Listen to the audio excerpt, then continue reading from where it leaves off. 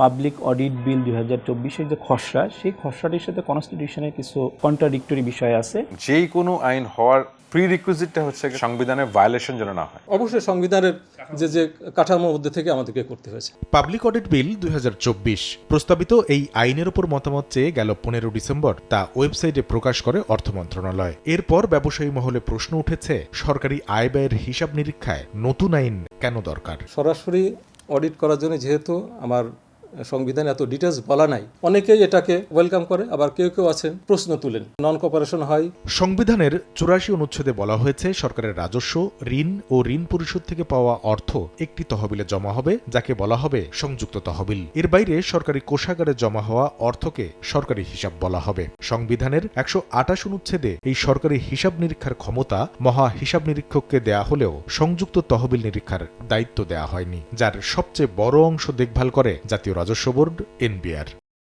এবার সরকারি হিসাবের সঙ্গে সংযুক্ত তহবিলকে যুক্ত করে তা নিরীক্ষা করতে চায় অডিট বিভাগ। সেভাবেই আইন করার প্রস্তাব দিয়েছেন তারা, যা নিয়ে আপত্তি তুলেছে জাতীয় রাজস্ব বোর্ড। যে আইনগুলি আমরা প্রয়োগ করে থাকি, কাস্টমস, ভিট এবং ইনকাম ট্যাক্স আইন, সেই আইনগুলির সাথেও কিছুটা কনফ্লিক্টিং এর জায়গা রয়ে গেছে। লিখিতভাবে সুস্পষ্ট আমরা মতামত দিয়েছি যে কনস্টিটিউশনের সাথে এই বিষয়টা কিছুটা কনফ্লিক্ট করছে। তবে অডিট বিভাগের দাবি স্পষ্ট, সংবিধান মেনেই করা হচ্ছে নতুন আইন। সংবিধানে সবকিছু বলা থাকে না। সংবিধানের যে অনুচ্ছেদ আছে 127 থেকে 132, ওইটারই একটু এলাবোরেট আকারে আমাদের এই কাজের টোটাল কার্যক্রমটা অন্তর্ভুক্ত করার জন্য এটা করা। এর আগে সংবিধানের 128-এর 3 অনুচ্ছেদ আমলে নিয়ে 1974 সালে মহা হিসাব নিরীক্ষকের ক্ষমতা বাড়ানো হলেও তাকে দেয়া হয়নি সংযুক্ত তহবিলে হাত দেওয়ার অধিকার। সংবিধান সংশোধন না করে এবার তা করা যাবে কিনা সেই প্রশ্ন তুলেছেন আইনজীবীরা। এই আইনটার ভিতরে একটা ইনগ্রেডিয়েন্ট পাওয়া যায় যে সেখানে 84, 86 এর সাথে সে কোঅর্ডিনেট করে না। পরে আইন টিকবে না, তখন সংবিধানটাকে সংশোধনের জন্য একটা প্রশ্ন রাইজ করতে পারে,